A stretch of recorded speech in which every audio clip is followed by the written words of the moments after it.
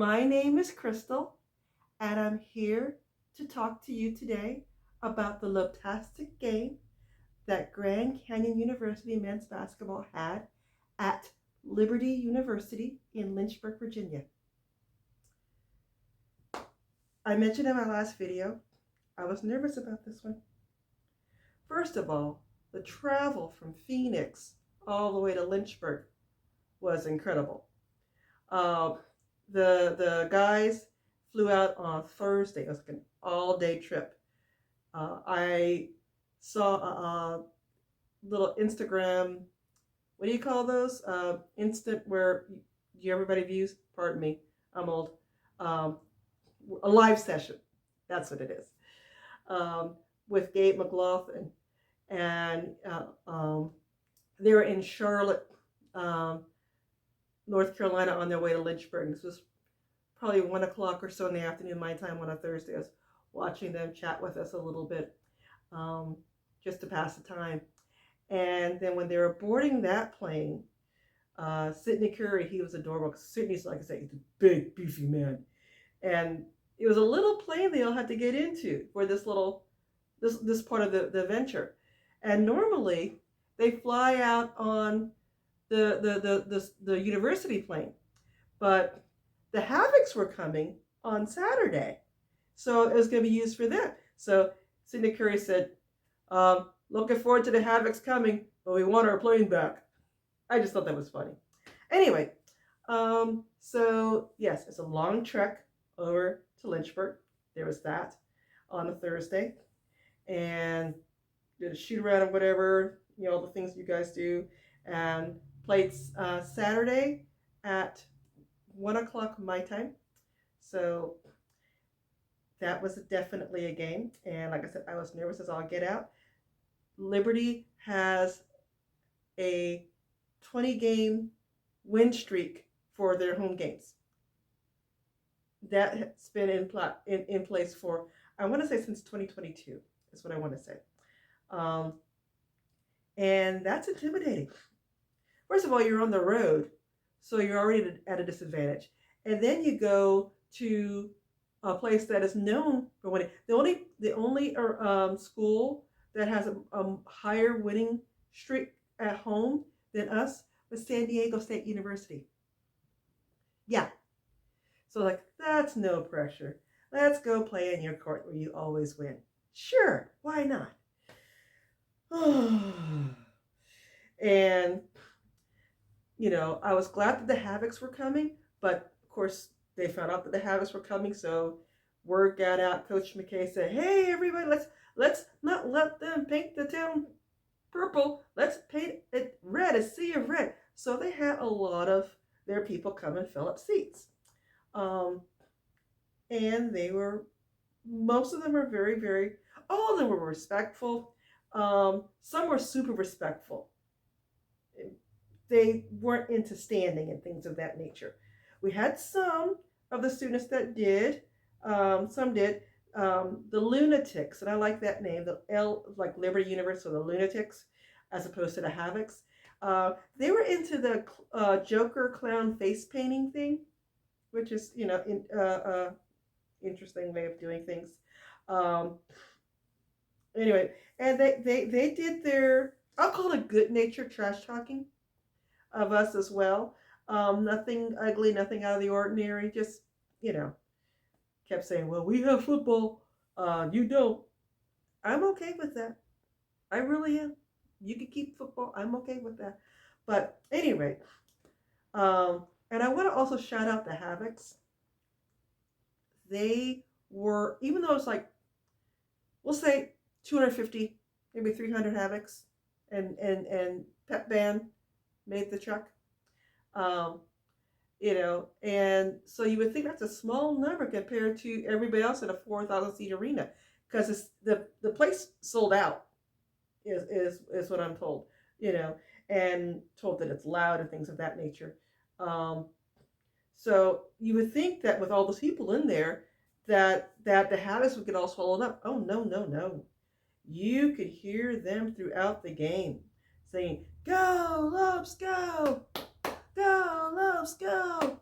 And and you know, 1, 2, 3, lobs up for the free throws. And every time we make one, they did this little dance, little hand motion thing, you know, and take that ball away, take that ball away.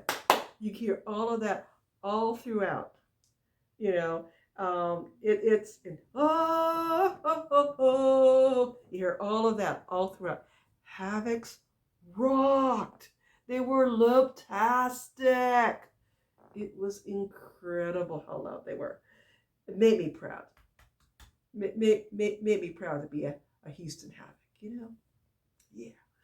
And so, but that's, that was good. But oh, and I wanted to mention what I found out also later that they did when the Liberty team was being introduced. Because at home, when the other team is being introduced, we turn our backs to that team and they call it a name and we say, "Who's that?" And they did that there too, which I thought was cute. I love it. Brought a lot of home there, a lot of GCU qualities to Liberty, which I thought was awesome. But anyway, the game started. The part that I was most nervous about. And it was a bad start. It was a very bad start. First 10, 12 minutes of the game was horrible. Just horrible. The score was 23-6. Yeah. Liberty was 23. GCU was 6. That's bad. And as I'm watching this train wreck take place in front of my eyes, I mentioned to one of my basketball buddies, I said, if those guys do not get their act together, then my recap video is going to be very short. And apparently they heard me, and they did not want me to make a short video because things started to change. And they started making their shots. And they started blocking more of the other shots and things of that nature. And next thing you know, we started chipping away at that 17-point lead that they had. And eventually, we got a lead. It took a while, but we got a lead. And now they eventually kind of fought back just enough we ended the half tied, 32 even. And for a moment there, it looked like it was going to be 33-32 because it looked like Liberty hit a 3-point shot at the buzzer, but it was deemed a 2-point. So it's 32 even. So I'm like, okay, we're awake now, so we'll do good, right? That's the plan. We do good. Now we learn not to let them take, advantage and run away and what is it that's Scott Williams would say? Beat us with a sock full of nickels or something like that. That's what he would always say. So we did that and came back, and I thought we had learned because Gabe McLaughlin came out of the gate with a 3-point shot. I'm like, okay, we're doing it. But then Liberty had a 3-point shot of their own. They're known for 3-point shots. They were really good at hitting them 3-point shots. We used to be known for 3-point shooting. Last year, that was our bread and butter because we had some high quality, consistent 3-point shooters on our team. We don't have those anymore. So we're not that we don't do 3-point shooting. It's just that we don't rely on it like we used to because it's not there like it used to be. So what we do more of is get to the free throw line. We are really good at getting to the free throw line. And we're really good at making those free throw shots. Yes, I think we're 74% as a team. And, Tanya Grant Foster is excellent at it. Ray Harrison is amazing at it. I mean, we have excellent free throw shooters on our team. And that's where we get fouled and get there in that respect. But, still just the same. Those 3-point shooting was flying at the beginning of that second half. And next thing you know, we're down by 9. And I'm like, I really do not want to leave Lynchburg uh, with an L. I really didn't want to travel this way for that. Um, as if I flew there myself, you know. And watching it, but then no, we woke up one more time and we chipped away at their lead. We chipped away, and then we got the lead back, and we kept it this time, you know, which was good. And we just kept fighting. We were a bit more physical, and I think that physicality also came with resilience and not this inability to quit and lay down, and we continued in that respect. Um, it made as a result, it was we were seeing the buckets go down more often. Um, uh, Gabe McLaughlin, I gotta shout out him for a moment. He needed to get 22 more points to join the 1,000 point club. All the other current or former players that hit 1,000 points. He was 22 points away from that. Um, at the Liberty game, he shot 21. So he's one away right now, just one. Ray Harrison was amazing. I'm gonna check my notes here real quick. He got 19 points. Um, as I mentioned, TGF, Tyann Grant Foster, he's always amazing. He got 18 points. So he was awesome in that respect. Points and his blocks are amazing. He's learning how to do everything. For a guy who hasn't played basketball in a couple of years, he looks pretty good. He looks really, really good. You know, and he's someone that we rely on a lot. And I want to also say, even though he didn't directly affect the game, they showed teaser footage of Javon Blackshear Jr. Um, on the practice floor. I understand he was like acting like the opposition or something like that. But I thought for sure he was going to play in the Liberty game, but nope, he didn't. It's possible he might play in an upcoming game, but he looks good. Anyway, our guys got our shots, and our guys stayed with it, and our guys did not give up just because, okay, you have a 17-point deficit. Do you quit? No. You get a 9-point deficit. Do you quit? No. You keep fighting. You keep going. And that's exactly what our guys did throughout the whole game. No matter how much we got hit in the mouth with a sock full of nickels, we kept up and kept going. And when it was all said and done, Liberty had 64 points. Grand Canyon University had 69 points. We won. We won on the road.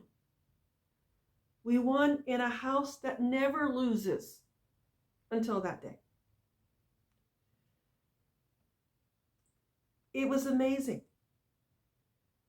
We won at a game where ESPN predicted that we would lose. Gave Liberty 81.2%, I believe, chance of winning. And we won by 5 points. It was awesome. It was lobtastic.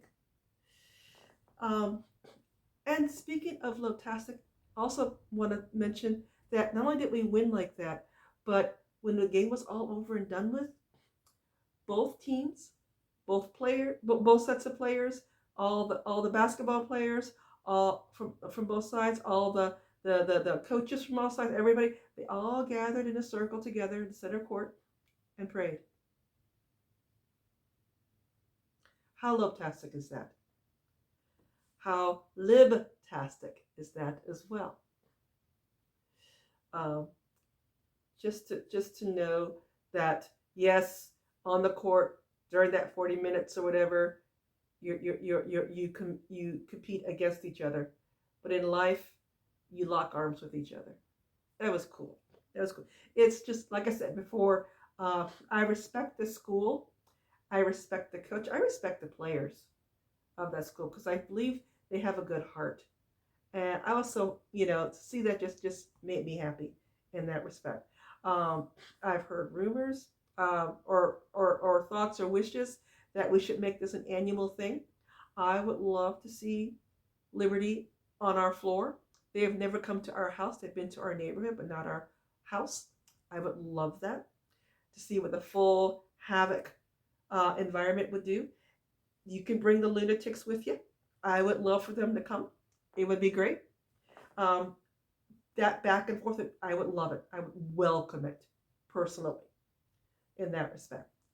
Um, but other good news that came out of this was the math nerdy stuff that I mentioned in another video. Okay. Um, I we dipped a little bit from my last video. I think I said we're like 45 and we came to like 48. It gets all this minutia of who's doing what and where and blah blah blah. Don't understand it all. I know we were 48 coming into the Liberty game. Winning the Liberty game, we are now currently at 37. We're in the top 40. How crazy is that? Um, I believe we're in the same category of Kentucky and North Carolina. I believe we're in that same numerical family. Um, that's crazy. That is fantastic. That is just mind blowing. I think this time last year we were maybe 115, something like that. And to be in the top 40, everybody on social media is screaming, rank us, rank us. I would love to be ranked. I had nothing against that. I would love that. I heard someone say that the first time you get ranked is a lot more cumbersome because they check every little detail of your whatever. So who knows if we get ranked or not. But it's fun that we're actually at a point where we can even have this conversation, that we can even say these things out loud. We're at that level. That's amazing. That is amazing. Wow. Now, before I go on to the next thing, I'm going to check my notes real quick. I think I have everything on that. Okay, yes. I'm now going to go on to the next part of this talk, which is to talk about where we go for the next game. And our next game is going to be another neutral site game. It's going to be one of those invitational things per se, although it's the Colangelo Classic, the Jerry Colangelo Classic. Jerry Colangelo is huge in the basketball world for more reasons than this video can hold. But he's also huge at Grand Canyon University for his business sense as well as his basketball pedigree. I want to say he got the Phoenix Suns going, but don't quote me on that. Also, something about Diamondbacks. I think he did something with that there. A lot of the Arizona sports world is what I'm trying to say, is what came from him. But I could be wrong there. If you guys know, put it in the comments about Jerry Colangelo. Correct me, please. So it's a Jerry Colangelo Classic. It's going to be at the Footprint Center in Phoenix. So with that, and we will be playing the University of Portland is who we'll be matched up against. So that's going to be exciting in that respect. Looking forward to it. And with that being said, as I in this video, I'd like to gently remind you to like the video. If you have not done so already, please subscribe. I heard that the more people that subscribe to this channel, the more it increases the basketball team's chances of winning the conference, winning the WAC. Now, I don't know if that's true. It could just be a rumor, but I'd love to find out. And the only way to find out is if you subscribe. Subscribe and hit that notification bell. Okay? That way you know when I drop a video. Please do that. And share this video. Okay? And put comments in the video. Of what you like, what you didn't like, what did I miss? What anything that you want to, ask me about, put it in there. Put it in there. Besides, there's going to be things in the description that you're going to want, like the recap article from Paul Coral is going to be in the description. The link's going to be in there, as well as a highlight video of the game is going to be in there. So check it out. My name is Crystal.